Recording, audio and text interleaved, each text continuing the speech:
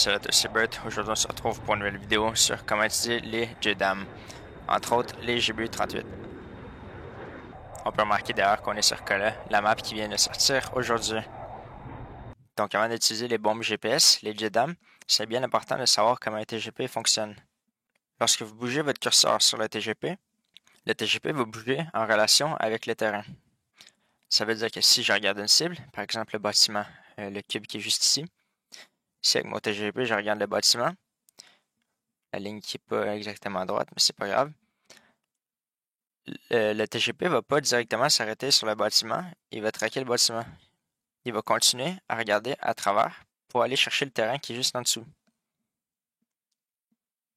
Donc ça peut créer des problèmes lorsqu'on est soit très bas en altitude ou très loin. Vous pouvez imaginer que quand on va être rendu par-dessus la cible, ce qui va arriver, c'est que le TGP, il va regarder directement en arrière. Une bonne pratique, c'est de toujours regarder au pied de la cible et non directement dans le corps, et ou s'imaginer en fait le terrain qui est juste en dessous. Donc, par exemple, avec l'avion de chasse juste ici, on va regarder au pied de la cible, directement ici. Puis une fois qu'on va être rendu en haut, le TGP va regarder directement ici. C'est très simple comme mécanique. Par contre, si on ne l'applique pas, ça peut faire que la bombe tape à peu près 10 pieds à côté de la cible. Donc, premièrement, pour lâcher des bombes GPS, il faut être en mode air seul, donc air ground sur le ICP.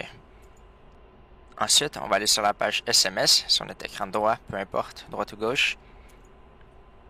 Et on a plusieurs paramètres. À droite, on a l'armement sélectionné. Par exemple, j'ai 2 GBU38. Si on avait quelque chose d'autre, on peut cliquer sur le bouton à droite pour cycler entre les armements. Ensuite, on a l'état de notre bombe, si notre bombe est allumée ou pas. Donc, à off n'est pas allumé et à on est allumé. Donc, on va cliquer pour l'allumer juste ici. Généralement, ça va prendre quelques secondes avant qu'ils s'alignent. Et une fois qu'ils sont prêts à être lancés, ils vont marquer Ready au milieu ici. Au milieu, on a plusieurs statistiques. Ça dépend complètement du profil que vous avez choisi. Je vais pas aller en détail là-dessus. En général, si vous touchez à rien, les bombes devraient toujours frapper correctement. À gauche, on peut changer de profil en cliquant sur Profil. Donc on a 1, 2, 3, 4. En bas à gauche et en bas à droite, on a le pilon qui est sélectionné, donc 3 et 7. Si je pèse sur Nose Wheel Steering ou Weapon Step, donc dans les keybinds, c'est ce keybind-là, Missile Step. Donc si je clique dessus, ça va cycler entre les différents pilons.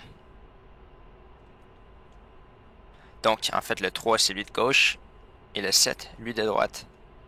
3, 7. Dans les bombes GPS, on a deux modes. On a le prédéfini et on a le visuel. On peut choisir entre les deux ici. Dans notre cas, on va rester en prêt puisqu'on a un TGP. Je vais faire une vidéo dédiée sur les JDAM en mode visuel. Ensuite, on va aller mettre le TGP sur notre page de gauche. On va cliquer 2 fois sur une page comme ça. Et ensuite, on va aller sur TGP pour le mettre sur notre écran de gauche. Donc, une fois que le TGP à gauche, si votre écran n'est pas en Sensor of Interest seuil, vous allez peser sur DMS bas, donc Display Management Switch down, pour mettre la page en seuil. Ce qui indique que l'écran est en seuil, c'est le carré blanc qui contourne littéralement tout l'écran. On va utiliser le cursor switch. Par exemple, moi, c'est Radar Cursor Switch X et Y. On peut voir les keybinds qui sont juste ici. Et on va bouger notre curseur pour aller chercher la cible. Par exemple, moi, je l'avais déjà mis sur un waypoint. Donc, une fois qu'on a trouvé la cible, qu'on l'a sur notre TGP comme ça, on va peser sur TMSO. TMSO, le keybind Target Management Switch Up, qui est juste ici. Et on va peser sur TMS Up jusqu'à temps qu'on voit point et qu'au milieu on voit un carré. Ça veut dire qu'on a un track de points sur notre cible. Comme dit sur le début de la vidéo, on va mettre notre track directement sur les chenilles pour éviter que notre TGP traque l'arrière, le terrain arrière. Et on va littéralement juste continuer à avancer vers la cible. Donc à droite, on peut voir qu'on a la distance dynamique qui s'affiche. On peut voir qu'on a une échelle de 20 miles nautiques. Donc à peu près à 10 miles nautiques, on peut voir ici qu'il y a la zone de lancement. Le carré, l'espèce de rectangle ici. Le carré vide en dessous, ça veut dire que si on lance notre bombe à ce moment-là, dans cette zone-là, la bombe va être trop près de la cible pour se guider et arriver à la taper. Ça veut dire qu'on va être trop près. Donc le but, c'est de lancer la bombe une fois qu'on va être dans la zone. Pas nécessairement directement dès qu'on rentre, mais littéralement juste une fois qu'on est dans la zone. Donc on va continuer d'avancer. Et on va attendre que l'espèce de triangle soit dans la zone. Donc quand on est en route pour notre cible, c'est une bonne habitude de regarder si on a le master arm à on.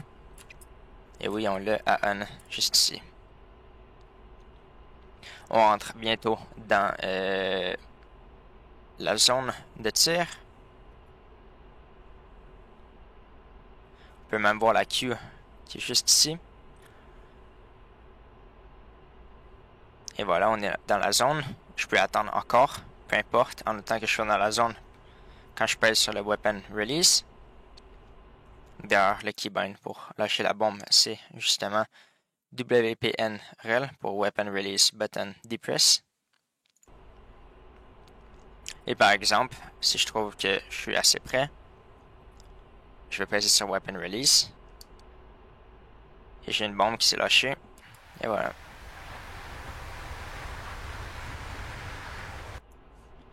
Par exemple, j'ai une deuxième bombe sur ma droite. Je peux attendre encore. Tant que je suis encore dans la zone à droite.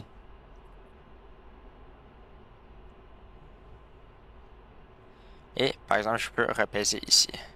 C'est des bombes guidées GPS, donc c'est vraiment facile à utiliser. En bas à droite de l'écran, on peut voir le temps avant impact, donc 25 secondes avant l'impact. On va continuer à regarder.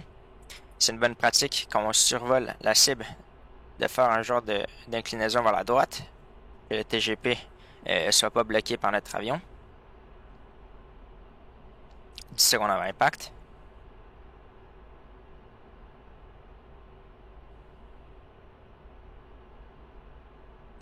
Et chaque. Et voilà la deuxième bombe aussi qui est rentrée. Parfait. Et voilà. Et voilà, c'est ce qui conclut notre vidéo sur les JDAM, les bombes GPS. C'est très facile à utiliser, il n'y a pas beaucoup de contraintes. Si vous voulez que j'aborde un prochain sujet, n'hésitez pas à le mettre dans les commentaires et regardez dans la description pour le Discord de mon squadron. Bonne journée à vous.